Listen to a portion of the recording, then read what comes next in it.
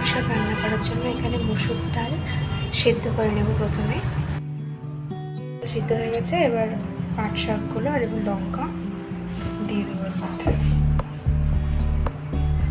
এবার নাড়াচাড়া করে দেবো।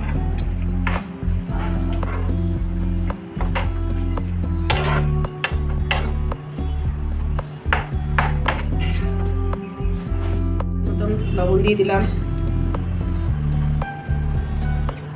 হলুদ গুঁড়ো দিলাম, দিয়ে একটু নাড়াচাড়া করে আর একটু সিদ্ধ হলে ফোড়ন দিয়ে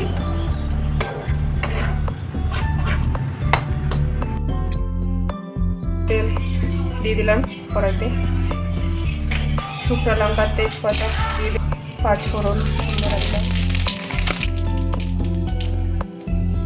দেওয়ার পর রসুন দিয়ে দিলাম।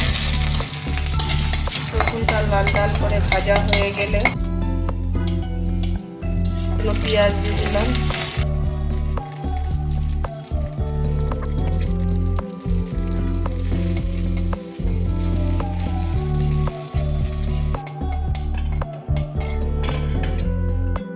পেঁয়াজ রসুন লাল লাল করে ভেজে নেওয়া হয়েছে। এবার ডাল দিয়ে শাক সিদ্ধ করা যেটা ছিল সেটা দিয়ে দিলাম।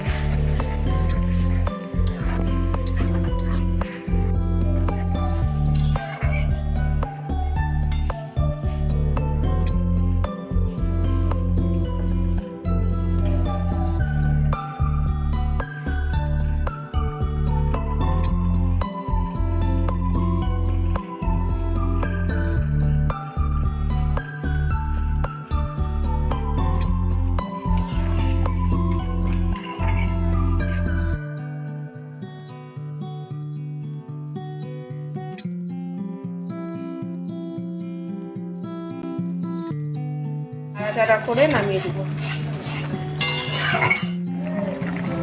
এটা পাতলা ভালো লাগে না, এটা একটু ঘন ঘন হবে, মাখা মাখা।